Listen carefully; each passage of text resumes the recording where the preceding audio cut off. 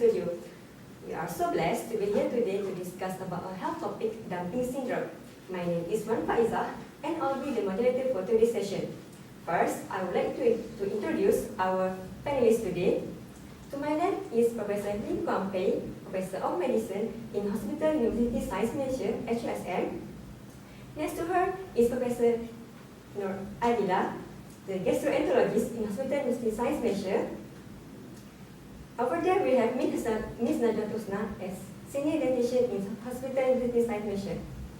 First, we are going to discuss what is dumping syndrome, the causes, the symptoms, and also the dietary recommendation that should be taken by the patients. As time allows, we will take some questions for the audience. Let's get started with Professor Lim Kuan Pei. Professor, my first question is, what is dumping syndrome?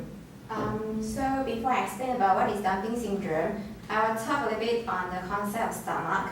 So generally, stomach will handle solid and liquid. And for liquid, it is controlled by proximal stomach and fundus in particular. So to swallow liquid, it undergoes a process called relaxation, whereby there is some expansion causes in the fundus. And at appropriate time, the fundus will contract and release the liquid from the stomach. Meanwhile, for solid, it is controlled by the antrum of stomach, and the missing movement will reduce the food particle size and allow it to pass through pylorus. What is dumping syndrome is when dumping syndrome occurs, food, especially sugar, move way too fast from our stomach into duodenum, which is the first part of our small intestine, and patient who undergoes gastric surgery, particularly, they will experience a condition whereby the food particles is being dumped from the stomach pouch into the duodenum without being really digested, and this process is called rapid gastric emptying. Yeah. And who will be at the risk of this syndrome? Patients who have this dumping syndrome are those who undergoes some gastric surgery, particularly bariatric surgery, whereby some of the size of the stomach is being reduced. Yeah. Thank you, Professor. It was a brief but really informative introduction about what is dumping syndrome. Now we get some ideas what is dumping syndrome. It is basically related to our gastrointestinal tract, and is prior to those who have been past the gastric surgery. Next, we'll move to our second panelist, Professor Nur Adila. Just now we got some ideas what is dumping syndrome, and now can you tell us what is the causes and also the symptoms that related to dumping syndrome? Okay, I will go on to the symptom first. So basically, we have early symptom which occurs within 10 to 30 minutes after an ingested meal, because there is a rapid shift of fluid from the plasma or volume compartment into the intestinal lumen of the intestine, which is known as duodenum, as the food ingested in hyperosmolality. So the symptoms such as abdominal pain, nausea, diarrhea are the common symptom of the gastrointestinal symptom, while the vasomotor symptom include fatigue, flushing, desire to lie down after meal, as well as hypotension. So it is stated to be the most frequent symptom happened, and the patient may be developed into the late dumping syndrome. However, it also can be separated from the late dumping syndrome. So according to the obesity treatment and comorbidities, the patient may be developed either early or late, or even both, because this is an entirely disease spectrum. Okay, while the other symptom, which is known as late dumping syndrome, it occurs within 1 to 3 hours approximately after an ingested meal, and hypoglycemia related symptom arise due to the hyperinsulinemic response. So the symptoms include weakness, hunger, confusion, and others. Thank you, Professor, for the explanation. Basically, dumping syndrome divided into two stages, early and late, and it occurs as the new stomach can respond well to the food and liquid that ingested to the stomach. So, what about the causes that lead to dumping syndrome? This symptom can be happen due to when there is a falling in plasma volume concentration due to the ingestion of the hypotonic solutions such as glucose, sucrose, and levulose. This is because the osmotic attraction happen of the hypotonic solution in the gut through the process of transferring the fluid. Furthermore, there is excessively rapid transfusion of hypotonic solution or any other derivatives due to the absence of pylorus, resulting with falling of volume in concentration. Besides that, the symptom also depend on individual response to the sudden changes in volume concentration. The insulin injection will lower the blood glucose concentration and thus affecting the volume far from constant. Thank you, Professor. It's about the causes is related to the stomach and also the food and the liquid that has been ingested to the stomach. Yes. Okay. Next, I would like to ask Ms. Nadia Krishna. Miss, as a distinct dietitian, what will you suggest to the patients in terms of the dietary intake? So firstly, thank you to the moderator for asking me a question. Okay, firstly, as we know, after the surgery, the size of the stomach will become smaller. This because the patient couldn't eat regular amount of food they usually eat before the surgery. Therefore, a change in diet is important for the patient in order for them to reduce the symptom of dumping syndrome. Here, I would like to recommend a few dietary recommendations, which include firstly, the patient should eat 6 to 8 times small meals per day to avoid eating too much at one time. This is because to avoid the overloading of the stomachs.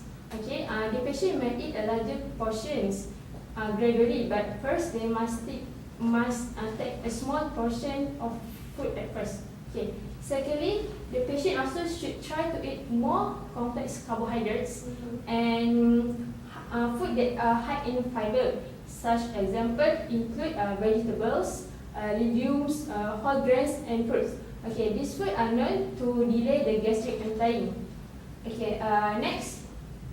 Besides that, the patient also should include the intake of protein. Okay, protein is important to repair the cell. You know, after the surgery, we tend to have swelling or inflammations of the lining of the stomach. So it's important to take the protein. Okay, next, the patient also should advise to do not drink large quantity of water with meals.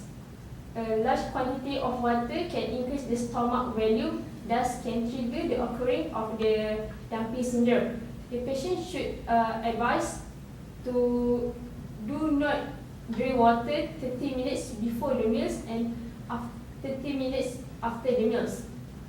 Okay, for the patient who consume alcohol, they are advised not to take alcohol within meals because alcohol contains a lot of sugars, as you all know. Is there any food that should be avoided by the patients? Okay, there is a food that should be avoided by the patient. This include food that are high in refined carbohydrates or simple carbohydrate or sugar that are being easily digested. Okay, this include juices, honey, and anything added with sugar such as jams, sweetened beverages, and desserts. The patient also should choose for low sugar product over the counter, such as the patient should choose unsweetened cereal over sweetened cereal, and they should choose plain yogurt over flavored yogurt. Therefore, it is important for us the medical or health practitioner team to educate the patients who are going to undergo the surgery on food labeling, so they can make their choice wisely. Okay. Thank you, Miss, for the answer. Basically, the patient should avoid the food that contain refined sugar and the food that we can label it as sugary food. Okay. Now we will have Q&A session. We will take some questions for the audience. Anyone who would like to ask a question can stand up and state the question. May I ask, do I need to take any vitamins or mineral supplements after the surgery? I think this question should be passed to Ms. Nurjatosna. Okay, for the question, do patient need to take vitamin and mineral supplement, right? Okay, so patient who perform bariatric surgery might need supplements because after the surgery, it often limit the absorption of certain nutrients into the intestines and into the bloodstream. Therefore, vitamin and mineral supplement is essential on daily basis. Such supplement include irons, calcium and vitamin B12. However, you must first consult your physicians in order to know what nutrients, vitamins or minerals that you are lacking with. Okay, thank you, Ms. Najwa, for the answer. Next, anyone would like to ask the questions? I had bariatric surgery. Now I encounter with constipation and dehydration. May I know how I can manage these side effects? Okay, thank you. Ms. Anila, I think this is your part. Okay, patient must get used to drinking on a regular basis, forming maybe half to 2 liters per day, and occasional laxatives are advised. Highly restrictive gouge patient are advised to eat low volume meals frequently up to 6 times per day. I think you should avoid carbohydrate meal, which can lead to dumping. That's all. Thank you, Professor, for answering the questions. Now, anyone else? I have question. Why the patient shouldn't need to eat high in sugar? Thank you. Okay, so why the patient shouldn't eat food that are high in sugar, right? So it is because avoiding sugary products is important to reduce the amount of sugar entering the intestines. It is because a rapid movement of sugar into the intestine will cause a rise in the blood glucose level. This will trigger the pancreas to release excessive insulin. Okay, more increased insulin will cause a sudden drop in blood glucose level, and hence they will trigger a condition called hypoglycemia. This patient might experience hypoglycemia, which is one of the symptoms of leg dumping syndrome. Thank you, Ms. Najwa. Is there anyone else who would like to ask questions? If not, we have come to the end of the session. I would like to thank to all the panelists for sharing the information and to all the audience for taking part in this discussion. It was such a wonderful discussion. Thank you. Thank you.